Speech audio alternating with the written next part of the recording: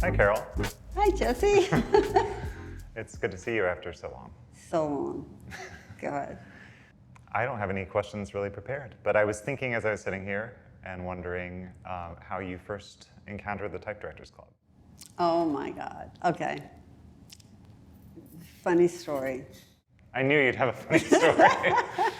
Where am I known for my funny stories? Okay. So,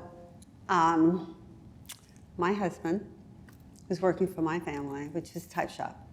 And this is 1983, and the TDC had a competition. Well, his client was Jack Odette.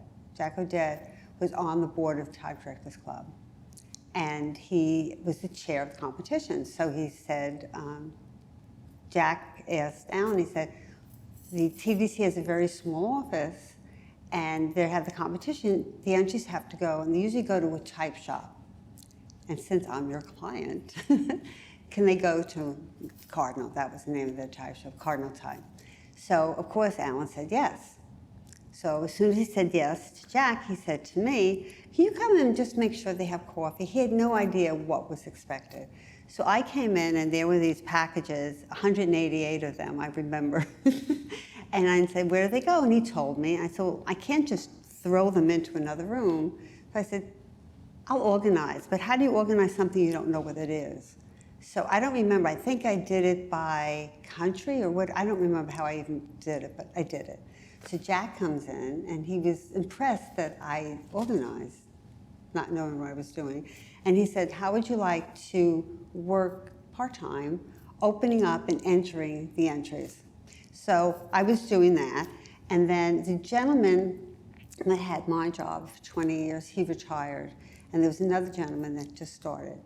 So I kept working. He says, how would you like to go to the judging? And I go, sure. Went to the judging, record the winners, the usual stuff that now I know is usual. And then he said, we'll start notifying people. I started doing everything. All of a sudden I get a phone call one afternoon while I'm there, and it was Jack. How would you like to be the executive secretary / director? I said, well, what do I have to do? He goes, I don't know. I'll find out. And I said, well, let me think about it. So I said to Alan, what should I do? And he said, we haven't been in the business world.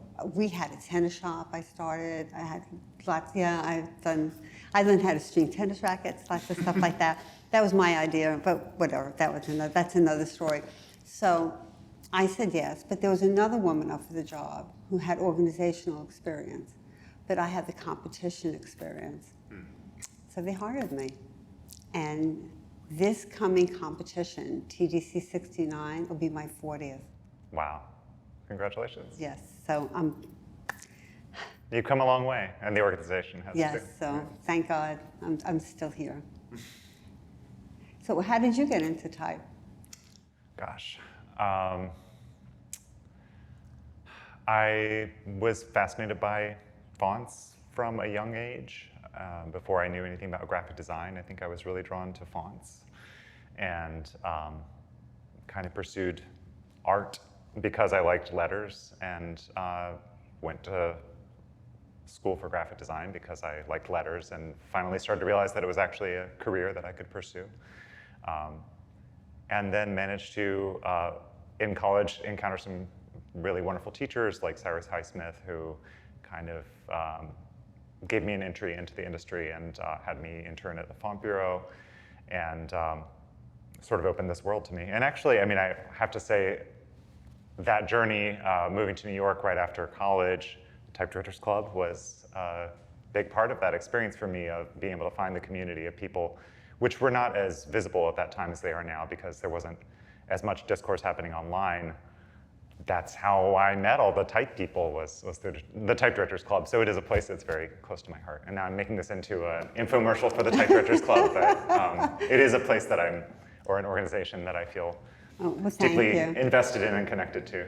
Well, for me, it's funny because the club rented a desk in my family's business, okay, in Alan's office. I've always been near, it's just like very funny, for $100 a month, okay. So there I was, and then I moved into another office on my own there. But I've always been by myself. So when we finally had an office and people finally wanted to visit, and then we started having all the events, that's when I just kept meeting people. And you know I like people and I like talking to people. It's such a great industry. Don't you feel that way? I do. I think it's a great community, and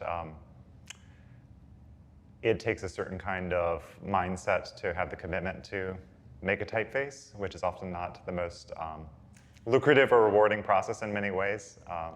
So yeah, it's a great community of people, and I think we all need to be in it together in a sense of camaraderie, because we've all decided to do this thing that's maybe a little ridiculous. Yeah, and camaraderie is very important.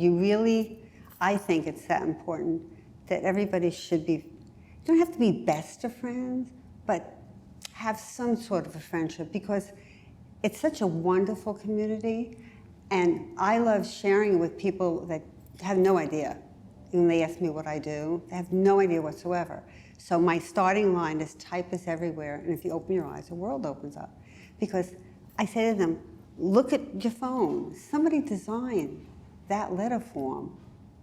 You know, they don't even know what the word font means, so letter form. They know what, you walk down the street, how do you know what building you're going into? And I just go on, because it's everywhere. And that's why I have so much fun. When people say to me, when are you retiring? Why in the world would I want to do that? I mean, how could you, it's just so much fun. You know, type is amazing.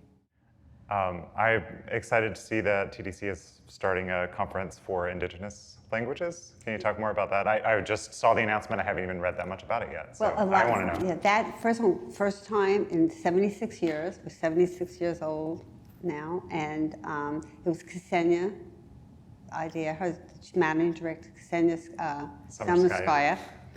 Yeah, I've gotten very good at pronouncing her name now. And she's great because she's been a member for years, and I know her, of course. Matter of fact, a lot of people that know me know that I know a lot of members, even around the world, and it's just, so it's nice. So I know Ksenia, and we work together now.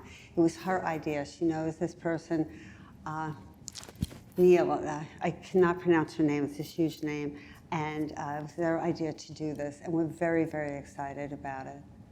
So yeah, and it's going to be in November. Great. November 12th, 11th and 12th, I believe. So your company name is? XYZ Type.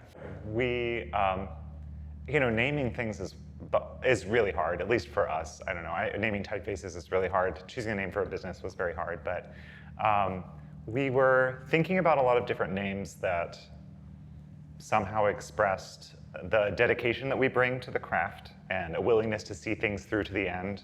And we'd come up with a range of different names, and some of them sounded maybe a little too hipstery to me or something.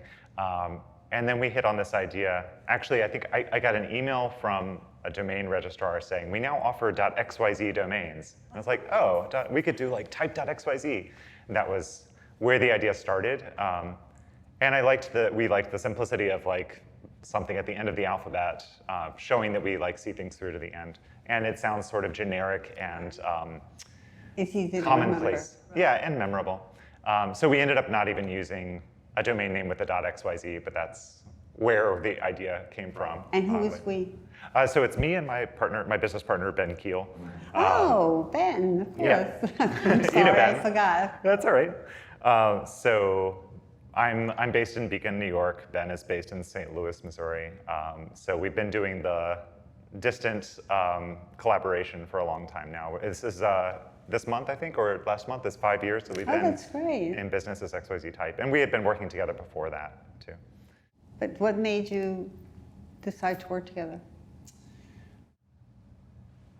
We had worked together in different capacities over the years. He used to be at House Industries, and I was working independently at that point. And I worked on a few projects with House, and Ben sort of type directed me as a type designer on some of those projects for the photo lettering catalog.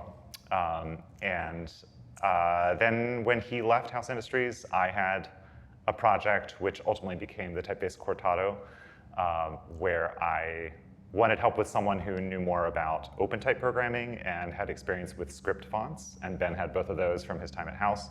So I asked for his help on this rush project for a client. It was for Aldo's shoes originally.